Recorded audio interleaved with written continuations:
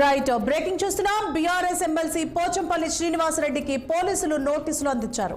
Moinabad farm house లో కోడి పందాలు నిర్వహించారన్న ఆరోపణలతో ఆయన ఇంటికి వెళ్లి నోటీసులు ఇచ్చారు. విచారణకు హాజరు కావాలని నోటీసులో పేర్కొన్నారు. రంగారెడ్డి జిల్లా మొయినాబాద్ మండలం తొల్కట్లోని పోచంపల్లి శ్రీనివాసరెడ్డి ఫామ్ హౌస్ లో కోడి పందాలు నిర్వహించడం హాట్ టాపిక్ గా మారింది. ఎమ్మెల్సీకి చెందిన 11 ఎకరాల విస్తీర్ణంలో ఉన్న ఫామ్ హౌస్ లో కోడి పందాలు నిర్వహించారని ఆరోపణలు వెల్లువెత్తాయి. ఏపీలోని కోనసీమ కాట్రేనికోన మండలానికి చెందిన వ్యాపారి భూపతిరాజు శివకుమార్ అలియాస్ గబ్బర్ సింగ్ పందాలు నిర్వహిస్తున్నట్లు పోలీసులు తేల్చారు.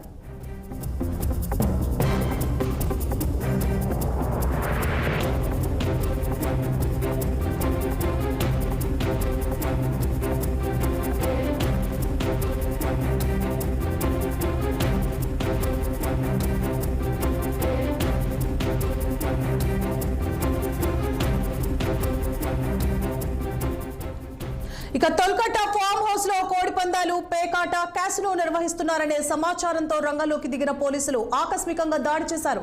ఈ మేరకు మొత్తం 64 మందిని అదుపులోకి తీసుకున్నారు. తనిఖీలో భాగంగా భారీ క్యాసినో మిషన్, కాయిన్స్, 46 కోడి కత్తులతో పాటు 30 లక్షల నగదు, 55 లగ్జరీ కార్లను సైతం సీజ్ చేశారు. పరారీలో ఉన్న మరికొందరి కోసం పోలీసులు తీవ్రంగా గాలిస్తున్నారు.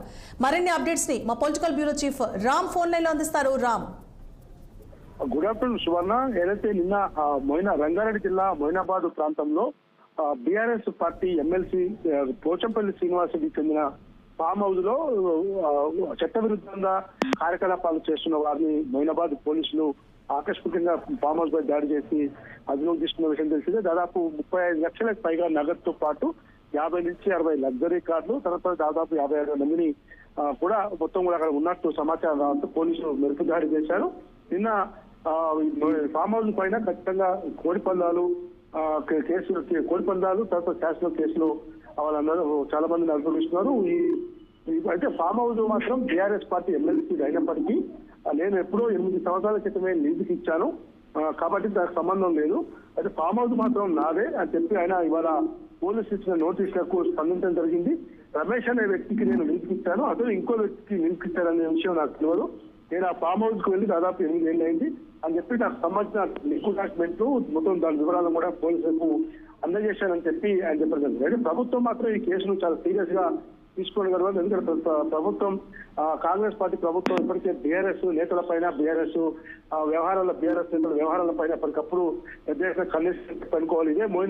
ఇదే ఫామ్ హౌస్ కేసులో ఇప్పటికే వీళ్ళు ఓరియన్ విలాస్ లో కూడా కేటీఆర్ సొంత మరిది ఇంట్లో కూడా మొత్తం కూడా లిక్కర్ దొరకడము, లిక్కర్ డ్రగ్స్ ఇవన్నీ దొరికాయని చెప్పి పోలీసులు అరెస్ట్ చేసి ఆ కేసును కూడా పెద్ద సీరియస్ గా చేశారు. పోలీసులు కూడా పెద్ద ఎత్తున అరెస్ట్ చేశారు.